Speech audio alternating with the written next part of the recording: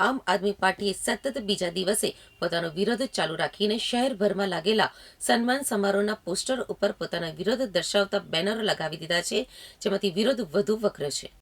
સુરતમાં આજે સાંજે 5 વાગે સમસ્ત લેવા પાટીદાર સમિતિ દ્વારા આયોજિત રાજ્યશ્રી સન્માન સમારોહ પૂર્વે રાજકીય ગરમાવો જોવા મળી રહ્યો છે. આ કાર્યક્રમમાં મુખ્યમંત્રી શ્રી ભૂપેન્દ્ર પટેલ, કેન્દ્રીય મંત્રી સી.આર. પાટીલ અને રાજ્યના ગૃહમંત્રી હર્ષ સંઘવી ઉપસ્થિત રહેવાના છે.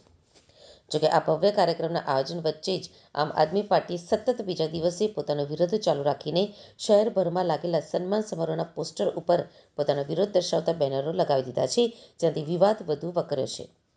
આપ દ્વારા લગાવવામાં આવેલા બેનરોમાં સીધો જ આક્ષેપ કરવામાં આવ્યો છે કે ભાજપના મંત્રીઓ પાટીદાર સમાજના નામે માત્ર પોતાના રાજકીય રોટલા શેકી રહ્યા છે. વિરોધ પક્ષે સવાલ ઉઠાવ્યો છે કે જ્યારે સરકાર મોટી અને ચૂનો લગાવતી કંપનીઓના કરોડો રૂપિયાના ટેક્સ માફ કરી શકે છે, તો પછી દાન અને સહકારથી ચાલતી પાટીદાર સમાજની હોસ્ટેલ પાસેથી ₹3 કરોડ જેટલી માતબર રકમ પેડ એફએસઆઈ પેટે કેમ વસૂલવામાં આવી રહી છે? આ બેનરોએ શાસક પક્ષ માટે આજે યોજાનાર કાર્યક્રમ પૂર્વે ક્ષોભજનક સ્થિતિ પેદા કરી છે. આમ આદમી પાર્ટી દ્વારા લગાવવામાં આવેલા પોસ્ટર અને બેનરોમાં ખાસ કરીને સરકારની ટેક્સ નીતિ અને ભાજપના નેતાઓ પર પ્રહાર કરતા લખાણો લખવામાં આવ્યા છે. હવે આ બેનર કંઈક બરાબર લાગે. આ લેવા પાટીદાર એ શબ્દ કાઢી નાખ્યો છે. આ એટલા માટે કે સરદાર પટેલ એ મહાન હસ્તી છે, વિભૂતિ છે. એમણે આ દેશને બહુ મોટું યોગદાન આપ્યું છે. એમના ફોટા આ બેનરમાં સારા ન લાગે. જેમને ડ્રગ્સ વેચવું છે, જેમને દારૂના હપ્તા લેવા છે, જેમણે ગુજરાતની દશા આખી બગાડી નાખી છે, એવા લોકો સાથે સરદાર પટેલ સારા ન લાગે. અને બીજું, મારે ભાજપના લોકોને કહેવું છે કે ભાઈ, તમારે કાર્યક્રમ કરવો જ હતો તો ભાજપના નામ ઉપર કરો ને. તમે કોણ લેવા ને કડવાને અલગ કરવા વાળા? ભાઈ, અમે પાટીદારો એક છીએ. પાટીદારની અંદર ભાગલા પાડવાનું કામ તમે ન કરો. ભાજપ વાળા ભાગલા પાડવા નીકળ્યા છે. સમસ્ત લેવા પાટીદાર સમાજ સુરત એટલે શું કહેવા માંગો છો? ભાઈ, લેવા કડવા કરનારા તમે કોણ? અમે પાટીદારો એક છીએ. અમે બધા જ યુવાનો જાગૃત છીએ. અને બીજું કે અહીંયા જે સરદાર સાહેબનો ફોટો હતો એ મેં કાઢી લીધો છે, કારણ કે સરદાર સાહેબ આવા લોકોની સાથે સારા ન લાગે. અને અહીંયા જે પટેલોના સન્માન કરવાની વાત કરી છે એમાં તમે જુઓ, ઉપર 2 વ્યક્તિઓ છે. આ જગદીશ વિશ્વકર્મા છે, આ હર્ષ સંઘવી, સી.આર. પાટીલ. ટોટલ 6 પટેલો છે અને 5 પટેલો નથી. પણ પાટીદાર સમાજ તો બહુ વિશાળ હૃદયનો સમાજ છે, એટલે તો બધાના સ્વાગત કરે, એનો વાંધો નથી. પણ વિરોધ એ વાતનો છે કે ભાજપના નામ હેઠળ તમે કોઈ પણ કાર્યક્રમ કરી લો, સમાજના નામ હેઠળ તમે શું કામ કાર્યક્રમ નીકળ્યા? કયા માટે તમારા સન્માન કરીએ અમે? આ પ્રફુલ્લભાઈ એ 3 વર્ષ માટે થઈને શિક્ષણ મંત્રી હતા, અત્યારે આરોગ્ય મંત્રી છે. 3 મહિના થઈ ગયા નવું મંત્રાલય મળ્યું એનું. કઈ મોટી હોસ્પિટલ ગુજરાતમાં બનાવી દીધી? ગુજરાતમાં પ્રાઇવેટ હોસ્પિટલોના ભાવ એટલા ઉપર જાય છે, કયું નિયંત્રણ લાવ્યા?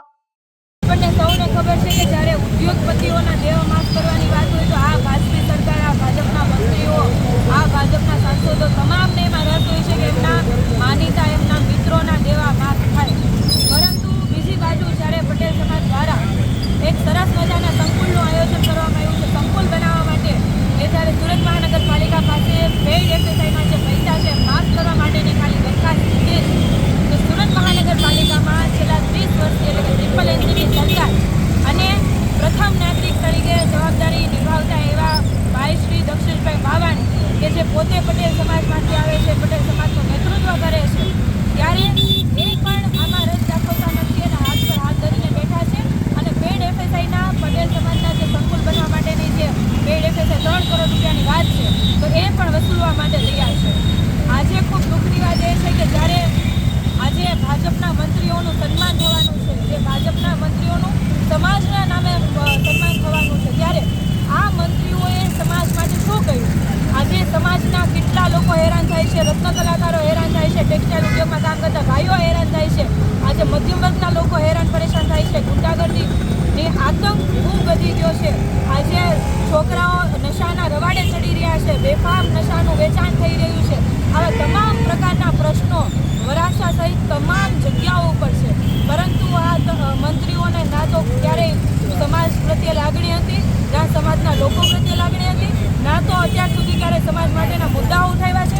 છતાં પણ ભાજપ આ તો સમાજનું નામ છે, સમાજના આજે પોતાનું સન્માન જે કરાવી રહ્યા છે, ત્યારે અમે સૌ લોકો એમને આંખ ઉગાડવા માંગીએ છીએ કે સમાજ તમારી સાથે નથી.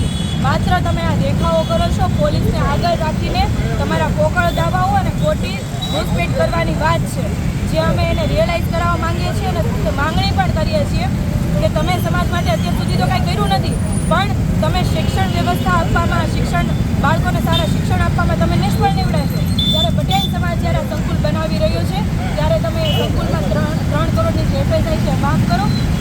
સાથે સાથે આવી જ રીતના આરોગ્ય માટે પણ આ સરકાર વર્ષોથી ખાલી વાતો કરે છે પણ નિષ્ફળ નીવડી છે. આરોગ્ય મંત્રી પણ આજે આવવાના છે, ત્યારે આરોગ્ય માટેની જે કહેવાય ને કે ડાયમંડ એસોસિએશન દ્વારા પણ જમીનની માંગણી કરી હતી, એમાં પણ આ જ ભાજપી નેતાઓએ આડાપો કર્યા હતા ને છેલ્લે ખૂબ માંડ કહેવાય ને કે પરાણે એણે જમીનની ફાળવણી કરી હતી, નિર્ણય અંદર લીધો હતો. ત્યારે હું તમામ લોકોને પણ આહવાન કરું છું કે આ જે કાર્યક્રમો થઈ રહ્યા છે એમાં સમાજના આડે જે થઈ રહ્યા છે, સમાજના નામનો જે ઉપયોગ થઈ રહ્યો છે, આપણે સૌએ એક જાગૃત નાગરિક થઈને બોલવું પડશે, અવાજ ઉઠાવવો પડશે. આપણા માટે, આપણી આવનારી પેઢી માટે આજે આપણે અવાજ નહીં ઉઠાવીએ તો આવનારા સમયની આપણી આવનારી પેઢી છે એ માનસિક ગુલામ બનશે. આજે અમે સૌ આ બાબતે એકદમ કહેવાય ને એકદમ મજબૂતાઈથી વિરોધ નોંધાવીએ છીએ અને હંમેશા આવા ખોટા કામો માટે અમે હંમેશા વિરોધ નોંધાવતા રહીશું.